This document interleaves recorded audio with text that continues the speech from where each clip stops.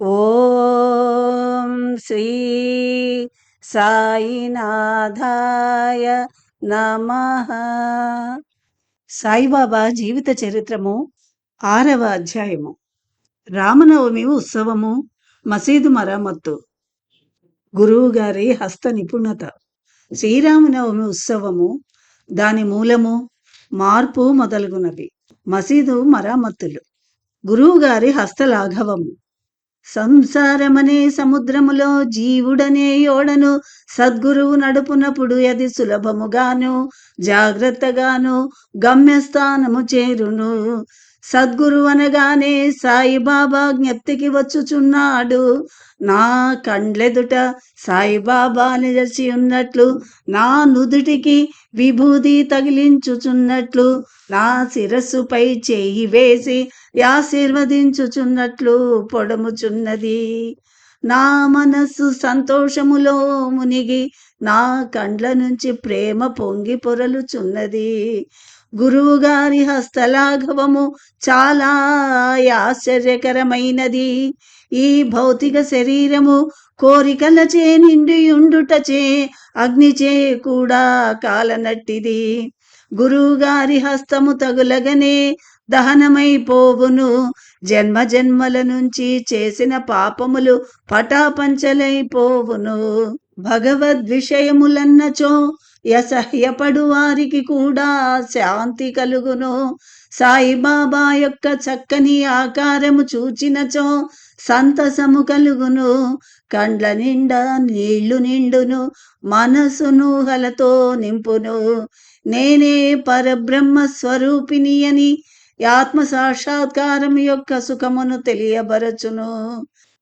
నేను నీవు ఎను భేదభావమును తొలగించి బ్రహ్మలో నైక్యము చేయును. వేదములు గాని పురాణములు గాని పారాయణ చేయునప్పుడు శ్రీ సాయి అడుగడుగునకు జ్ఞప్తికి వచ్చుచుండును.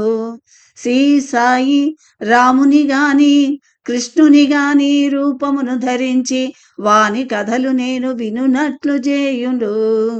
నేను భాగవతము పారాయణ చేయ ప్రారంభించగా శ్రీ సాయి యాపాదమస్తకము సాయి వలె కాన్పించును.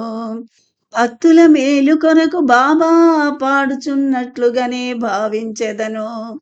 ఎవరితోనైనా సంభాషించునప్పుడు సాయిబాబా కథలే ఉదాహరణములుగా నిచ్చుటకు జ్ఞప్తికి వచ్చును. నేనేదైనా వ్రాయ తలపెట్టినచో వారి అనుగ్రహము లేనిదే ఒక మాట గాని వాక్యము గాని వ్రాయలేను. వారి ఆశీర్వాదము లభించిన వెంటనే ఎంతులేనట్లు వ్రాయగలుగుదును. భక్తుని అహంకారము లేచునప్పుడు బాబా దానిని అణచివేయును. తన బలమునిచ్చి వారి కోరికను నెరవేర్చి వానిని సంతుష్టి చేసి ఆశీర్వదించును. ఎవరైనా సాయి పాదములపై సాష్టాంగ నమస్కారము చేసి సర్వస్వ శరణాగతి అని నచ్చో వానికి ధర్మార్థ కామ మోక్షములు లభించును. భగవత్ సాన్నిధ్యమునకు పోవుటకు కర్మ, జ్ఞాన, యోగ, భక్తి అను 4 మార్గములు గలవు.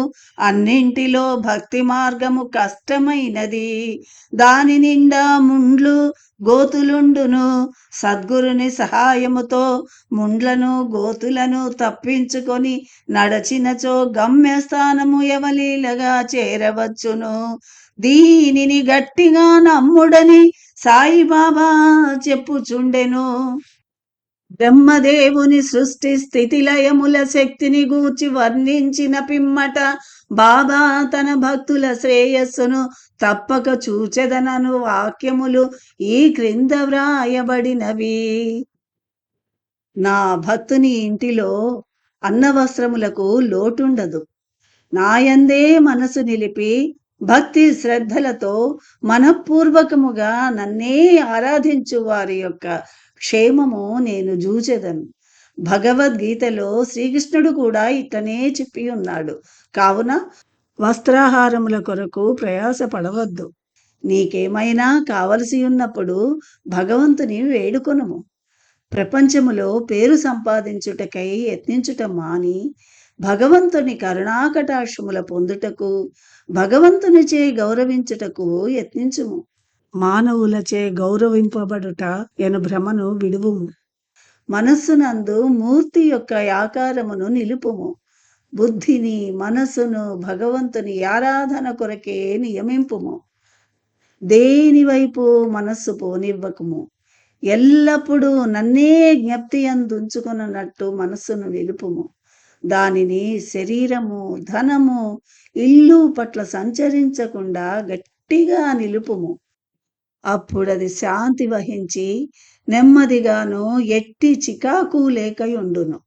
అప్పుడే మనస్సు సరి అయిన సాంగత్యములో నున్నదని గ్రహింపుము.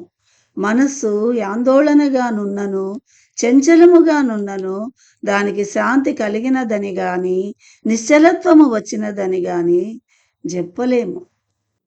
బాబా పలుకులు వర్ణించిన పిమ్మట గ్రంథకర్త షిరిడీలో జరుగు శ్రీరామనవమి ఉత్సవమును వర్ణించుటకు మొదలిడెను. షిరిడీలో జరుగునుత్సవములన్నింటిలో శ్రీరామనవమియే గొప్పది కావున పూర్తి వర్ణన ఇవ్వబడినది. కోపర్గాంలో గోపాలరావు గుండు ఎనునతడు పోలీసు సర్కిల్ ఇన్స్పెక్టర్ గా నుండెను. అతడు బాబాకు గొప్ప భక్తుడు. వానికి 3 భార్యలున్నప్పటికీ సంతానము లేదు. శ్రీ సాయి ఆశీర్వచనముచే కొడుకు బుట్టెను. మిక్కిలి సంతసించి షిరిడిలోనుత్సవము చేసిన బాగాయుండునని 1897లో తట్టెను. ఈ విషయమై తక్కిన భక్తులకు తాత్యా పాటీలు, దాదా కోటే పాటీలు, మాధవరావు దేశపాండేలతో సంప్రదించెను. వారంతా దీనికి సమ్మతించిరి. బాబాయ్ ఆశీర్వాదమును అనుమతిని పొందిరి. జిల్లా కలెక్టర్ అనుమతికై దరఖాస్తు పెట్టిరి. గ్రామకరణము దానిపై ఏదో వ్యతిరేకముగా ఫిర్యాదు చేయుటచే అనుమతి రాలేదు. కాని బాబాయ్ ఆశీర్వచనము చేసి ఉండుటచే 2వ పర్యాయము దరఖాస్తు పెట్టిన వెంటనే అనుమతి వచ్చెను. సాయిబాబాతో మాట్లాడిన పిమ్మట ఉత్సవము శ్రీరామనవమి నాడు చేయుటకు నిశ్చయించిరి. దానిలో వారికేదో ఇంకొక ఉద్దేశమున్నట్లుగా అనిపించుచున్నది.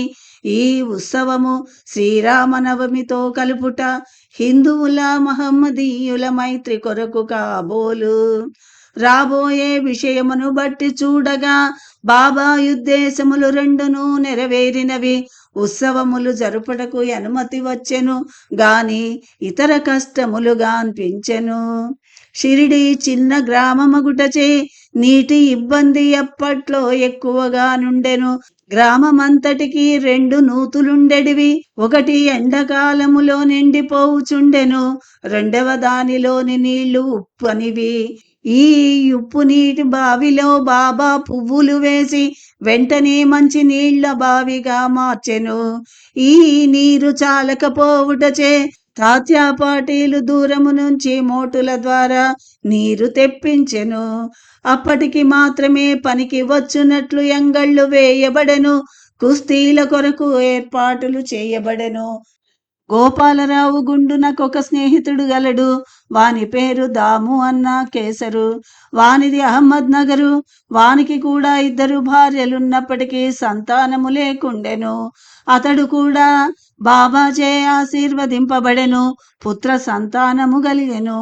ఉత్సవము కొరకు ఒక జెండా తయారు చేయించవలెనని గోపాలరావు వానికి బోధించెను. అందులకతడు సమ్మతించెను. అట్లనే నానాసాహెబ్ నిమోంకర్కు బోధించగా అతడు నగిషీ జెండానిచ్చుటకు ఒప్పుకొనెను. ఈ 2 జెండాలు ఉత్సవముతో తీసుకొని పోయి మసీదు 2 మూలలందు పాతి పెట్టిరి. ఈ మామూలు ఇప్పటికినీ అవలంబింపబడుచున్నది. బాబాయుండు మసీదునకు ద్వారకామాయి అని పేరు. చందన ఉత్సవము. ఈ మేళాలో ఇంకొక ఉత్సవము లేచెను. కొరాల గ్రామమందు అమీరు షక్కర్ ఎను మహమ్మదీయ భక్తుడు గలడు. ఈ చందన ఉత్సవము వీరిచే ప్రారంభింపబడెను.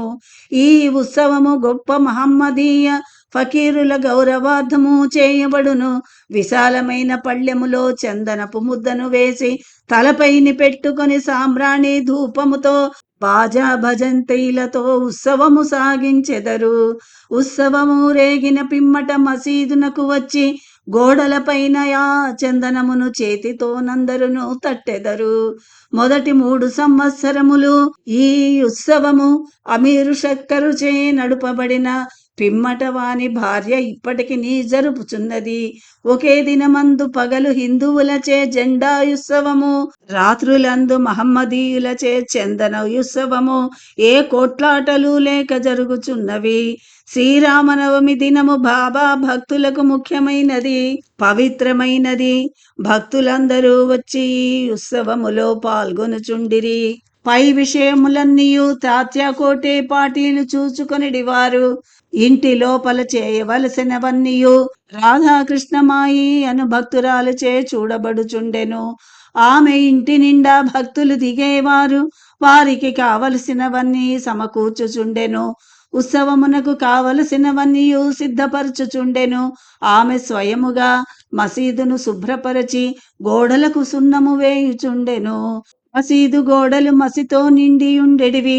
వానిని చక్కగా కడిగి సున్నము పూయుచుండెను. ఒక్కొక్కప్పుడు మండు ధుని కూడా తీసి బయట పెట్టుచుండెను. ఇదంతయు బాబా చావడిలో పరుండునప్పుడు చేసేది. ఈ పనిని శ్రీరామనవమికి 1 రోజు ముందే చేయుచుండెను. బీదలకు అన్నదానము అనగా బాబాకు చాలా ప్రీతి. అందుచే బీదలకు అన్నదానము ఈ ఉత్సవ సమయమందు విరివిగా చేయబడుచుండెను.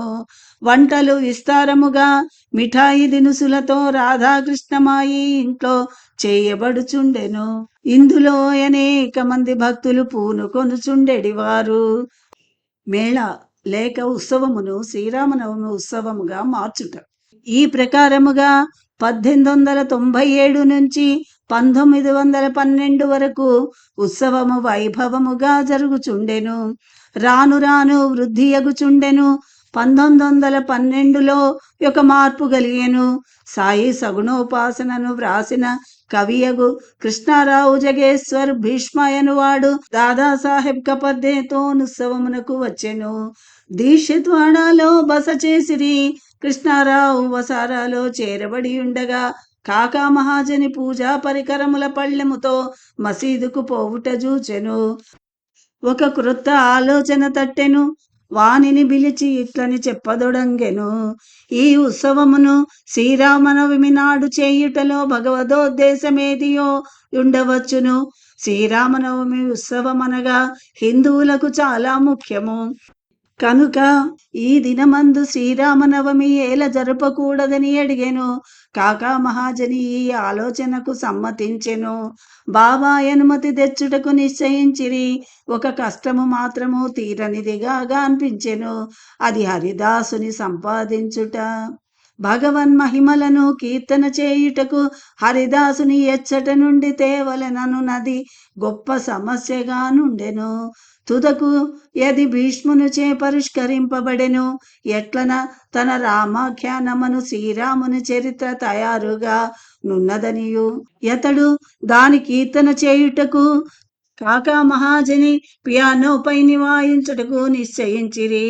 చక్కెరలో కలిపిన సొంటి గుండ ప్రసాదము రాధాకృష్ణమాయి చేయుటకు ఏర్పాటు చేయబడెను. బాబా అనుమతి పొందుటకై మసీదునకు పోయిరి. అన్ని సంగతులు మసీదునందుండియే గ్రహించుచున్న బాబా వాడాలో ఏమి జరుగుతున్నదని మహాజనిని ప్రశ్నించెను. బాబా అడిగిన ప్రశ్నను మహాజని గ్రహించలేకపోవుటచే బాబా అదే ప్రశ్న భీష్మునకు వేసెను. వారు శ్రీరామనవమి ఉత్సవము చేయ నిశ్చయించిరనియు అందులకు బాబా అనుమతి ఇవ్వవలెననియు కోరిరి. బాబా వెంటనే ఆశీర్వదించెను. అందరూ సంతసించి జయంతి ఉత్సవమునకు సంసిద్ధులైరి. ఆ మరుసటి దినమునకే మసీదు అలంకరింపబడెను. బాబాకు ముందు ఊయల వ్రేలాడగట్టబడెను. ఇది రాధాకృష్ణమాయి చేయివ్వబడెను. శ్రీరామ జన్మోత్సవము ప్రారంభింపబడెను. భీష్ముడు కీర్తన చెప్పుటకు లేచెను. మహాజని పియానో వాయించుచుండెను. బాబా మహాజనిని పిలిపించెను. అతడు కొంచెము జంకెను. బాబా ఒప్పుకొనునో లేదోయని సంశయించెను. అతడు బాబా వద్దకు వెళ్ళిన తోడనే ఇది అంతయు ఏమని బాబా అడిగెను. ఆ ఊయల ఎందుకు కట్టిరని అడిగెను. శ్రీరామనవమి మహోత్సవము ప్రారంభింపబడినదనియో ఎందులకై ఊయల కట్టబడినదనియో చెప్పెను. మసీదులో నుండి భగవంతుని నిర్గుణ స్వరూపమగు నింబారు నుండి ఒక పూలమాల తీసి బాబా మహాజని మెడలో వేసి ఇంకొకటి భీష్ముని కొరకు పంపెను. హరికథ ప్రారంభింపబడెను. కొంతసేపటికి కథ ముగిసెను. శ్రీరామచంద్రమూర్తికి జై అని ఎర్రగుండ బాజా భజంత్రీల మధ్య అందరిపైన బడునట్లు విరివిగా జల్లిరి. అందరూ సంతోషములో మునిగిరి. అంతలోనొక గర్జన వినబడెను. ఏలాగునో జల్లుచుండిన గులాలియను ఎర్ర పొడుము బాబా కంటిలో పడెను. బాబా కోపించిన వాడై బిగ్గరగా తిట్టుటకు ప్రారంభించెను. జనులందరూ నిధి చూచి భయపడి పారిపోయిరి. కాని బాబా భక్తులు ఎవన్నీయు తిట్టు రూపముగా వారికిచ్చిన ఆశీర్వాదములని గ్రహించిపోకుండిరి. శ్రీరామచంద్రుడు పుట్టినప్పుడు రావణుడనే అహంకారమును దురాలోచనలను చంపుటకై నిశ్చయముగా బాబా రూపములోనున్న రాముడు తప్పక కోపించవలెననిరి. ఏదైనా క్రొత్తది ప్రారంభించినప్పుడల్లా బాబా కోపించుట యొక్క అలవాటు. దీనిని తెలిసిన వారు మెల్లగా ఊరకుండిరి. తన ఊయలను బాబా విరచునను భయముచే రాధాకృష్ణమాయి మహాజనిని పిలిచి ఊయలను తీసుకొని రమ్మనెను. మహాజని పోయి దానిని విప్పుచుండగా బాబా వాని వద్దకు పోయి నూయలను తీయవలదని చెప్పెను. కొంతసేపటికి బాబా శాంతించెను. ఆనాటి మహాపూజ హారతి మొదలగునవి ముగిసెను. సాయంత్రము మహాజని పోయి ఊయలను విప్పుచుండగా నుత్సవము పూర్తిగానందున దానిని విప్పవద్దని చెప్పి మరుసటి దినము శ్రీకృష్ణ జననము కాపేహండి అను నుత్సవము జరిగిన పిమ్మట తీసివేయవచ్చునని చెప్పెను. కాలహండి అనగా నల్లని కుండలో అటుకులు, పెరుగు, ఉప్పు, కారము కలిపి వ్రేలాడగట్టెదరు. హరికథ సమాప్తమైన పిమ్మట దీనిని కట్టెతో పగులగొట్టెదరు. రాలిపడిన అటుకులను భక్తులకు పంచిపెట్టెదరు. శ్రీకృష్ణ పరమాత్ముడు ఈ మాదిరిగానే తన స్నేహితులకు గొల్ల పిల్లవాండ్రకు పంచిపెట్టుచుండెను. ఆ మరుసటి దినము ఇవన్నీ పూర్తి అయిన పిమ్మట ఊయలని విప్పుటకు బాబా సమ్మతించెను. పగటి వేళ యందు పతాకోత్సవము, రాత్రి యందు చందనపు ఉత్సవమును, శ్రీరామనవమి ఉత్సవ సమయమందు గొప్ప వైభవముగా జరుగుచుండెను. అప్పటి నుంచి మామూలు జాతర శ్రీరామనవమి ఉత్సవముగా మారెను. 1913 నుంచి శ్రీరామనవమి ఉత్సవములోని అంశములు హెచ్చింపబడెను. చైత్రపాడ్యమి నుంచి రాధాకృష్ణమాయి నామ సప్తాహము ప్రారంభించుచుండెను. భక్తులందరూ అందు పాల్గొందురు. ఆమె కూడా వేకువజామున భజనలో చేరుచుండెను. దేశమంతటా శ్రీరామనవమి ఉత్సవములు జరుగుటచే హరికథా కాలక్షేపము చేయు హరిదాసు చిక్కుట దుర్లభముగా నుండెను. శ్రీరామనవమి 5-6 రోజుల ముందు మహాజని బాలబువామాలి నవయుగ తుకారాంని కలిసెను. కీర్తన చేయుటకు వారిని తెచ్చెను. ఆ మరుసటి సంవత్సరము అనగా 1914లో సతారా జిల్లా బీరసిద్ధ కవటే గ్రామములోని హరిదాసుడగు బాలబువా సటర్కర్ గ్రామములో ప్లేగు వ్యాపించి ఉండుట చేత కథలు జరగక అతడు ఖాళీగా నుండెను. బాబా అనుమతి కాకా ద్వారా పొంది షిరిడి చేరెను. హరికథ చెప్పెను. తగినట్లు సత్కరింపబడెను. ప్రతి సంవత్సరము ఒక్కొక్క హరిదాసుని తెచ్చుట 1914వ సంవత్సరములో శ్రీ సాయిచే పరిష్కరింపబడెను. ఈ పనిని శాశ్వతముగా దాసుగణ మహారాజునకు అప్పగించెను. ఈనాటి వరకు వారు దీనిని జయప్రదముగా జరుపుచున్నారు. 1912 నుండి ఈ ఉత్సవము రాను రాను వృద్ధి పొందుచుండెను. చైత్రాష్టమి మొదలు ద్వాదశి వరకు షిరిడి తుమ్మెదల పట్టువల ప్రజలచే నిండబడుచుండెను. అంగళ్ళ సంఖ్య పెరిగిపోయెను. కుస్తీలలోననేక మంది పాల్గొనుచుండిరి. బీదలకు సంతర్పణ బాగుగా జరుగుచుండెను. రాధాకృష్ణమాయి యొక్క కృషిచే శ్రీ సాయి సంస్థానం ఏర్పడెను. అలంకారములు ఆడంబరములెక్కువాయెను. అలంకరింపబడిన గుర్రము, పల్లకి, రథము, వెండి సామానులు, పాత్రలు, బాల్టీలు, వంట పాత్రలు, పటములు, నిలువుటద్దములు బహూకరింపబడెను. ఉత్సవమునకు ఏనుగులు కూడా పంపబడివి. ఇవన్నీ హెచ్చినప్పటికీ సాయిబాబా వీనిని లెక్కించేవారు కారు. ఈ ఉత్సవములో గమనించవలసిన ముఖ్య విషయమేమన హిందువులు మహమ్మదీయులు కలిసిమెలిసి ఉత్సవమును ఎట్టి కలహములు లేకుండా గడిపేవారు. మొదట 5,000 మొదలు 7,000 వరకు యాత్రికులు వచ్చేవారు. తుదకు 75,000 వరకు రాజొచ్చిరి. అంతమంది గుమిగూడినప్పటికీ ఎన్నడైనను వ్యాధులు కాని జగడములు గాని కనిపించలేదు. మసీదు మరామత్తులు. గోపాలరావు గుండునకు ఇంకొక ముఖ్య విషయము తట్టెను. ఉత్సవము ప్రారంభించినట్లనే మసీదును తగినట్టుగా నుంచవలెనని నిశ్చయించుకొనెను. మసీదు మరామత్తు చేయి నిమిత్తమై రాళ్లను తెప్పించి చెక్కించెను. ఈ పని బాబా వాని కొరకు నియమించి ఉండలేదు. ఈ పని నానాసాహెబ్ చందోర్కర్ కొరకు, రాళ్ల తాపన కాకాసాహెబ్ దీక్షిత్ కొరకు నియమింపబడి ఉండెను. ఈ పనులు చేయించట బాబాకి ఇష్టము లేకుండెను. కాని భక్తుడకు మహల్సాపతి బాబాకు బోధించుటచే బాబా అనుమతినిచ్చెను. బాబా చావడిలో పండుకొనిడి ఒక్క రాత్రిలో మసీదు నేలను చక్కని రాళ్లచే తాపన చేయుట ముగించిరి. అప్పటి నుండి బాబా గోనెగుడ్డపై కూర్చుండుట మాని చిన్న పరుపు మీద కూర్చొనిడివారు. గొప్ప వ్యయ ప్రయాసలతో 1911వ సంవత్సరములో సభా మండపము పూర్తి చేయబడెను. మసీదునకు ముందున్న జాగా చాలా చిన్నది, సౌఖ్యముగా లేకుండెను. కాకాసాహెబ్ దీక్షిత్ దానిని విశాలపరిచి పైకప్పు వేయదలచెను. ఎంతో డబ్బు పెట్టి ఇనుప స్తంభములు మొదలగునవి తెప్పించి పనిని ప్రారంభించెను. రాత్రి అంతయో శ్రమపడి స్తంభములు నాటిరి.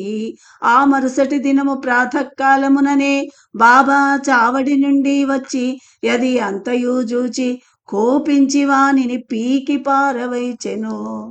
ఆ సమయమందు బాబా మిక్కిలి కోపోద్దీపితుడయ్యను. ఒక చేతితో ఇనుప స్తంభమును పిగిలించుచు రెండవ చేతితో తాత్యా పాటిల్ పీకను పట్టుకొనెను. తాత్యా తలపాగాను బలవంతముగా తీసి యగ్గి పుల్లతో నిప్పంటించి ఒక గోతిలో పారవేచెను. బాబా నేత్రములు నిప్పు గణముల వలె ఎర్రగా నాయెను. బాబా తట్టు చూచుటకు ధైర్యము చాలకుండెను. అందరూ భయకంపితులైరి. జేబులో నుంచి ₹1 తీసి అటుపై విసరెను. శుభ సమయమందు చేయు యాహుతి వలె గనపడెను. తాత్యా కూడా చాలా భయపడెను. తాత్యాకేమి జరుగుచున్నదో నెవరికి ఏమియూ తెలియకుండెను. దానిలో చేయి కల్పించుకొనుటకెవ్వరికి ధైర్యము లేకుండెను. కుష్ఠరోగియు బాబా భక్తుడు నగు బాగోజీ షిండియా కొంచెము ముందుకు పోగా బాబా వానిని ఒక పక్కకు తోసెను. మాధవరావు ప్రయత్నించగా వానిపై బాబా ఇటుక రాయి రువ్వెను. ఎంతమంది జోలికి పోదలిచిరో నందరికీ ఒకే గతి పట్టెను. కానీ కొంతసేపటికి బాబా శాంతించెను. ఒక దుకాణదారుని పిలిపించెను. వాని వద్ద నుంచి నగిషి పాగాను క్రయమునకు తీసుకొనెను. బాబా స్వయముగా తాత్యా తలకు చుట్టెను. తాత్యాను ప్రత్యేకముగా గౌరవించుటకు బాబా ఇట్లు చేసియుండును. బాబా యొక్క ఈ వైఖరిని చూచిన వారెల్లరూ నాశ్చర్యమగ్నులైరి. అంత త్వరలో బాబాకెట్లు కోపము వచ్చెను, ఎందుచేతని ఈ విధముగా తాత్యాను శిక్షించెను, ఎట్లు వారి కోపము తక్షణమే చల్లబడెను అని అందరూ చింతించుచుండిరి. ఒక్కొక్కప్పుడు శాంతమూర్తి వలె కూర్చొని అత్యంత అనురాగముతో మాట్లాడుచుండెను. అంతలోన కారణముగా కోపించడి వారు అటువంటివి అనేకములు గలవు. కాని ఏది చెప్పవలెనను విషయము తేల్చుకొనలేకున్నాను. అందుచే నాకు జ్ఞాపకము వచ్చినప్పుడల్లా ఒక్కొక్కటి చెప్పెదను. ఓం నమో శ్రీ సాయినాథాయ. ఓం శాంతి శాంతి శాంతి. 6వ అధ్యాయము సంపూర్ణం.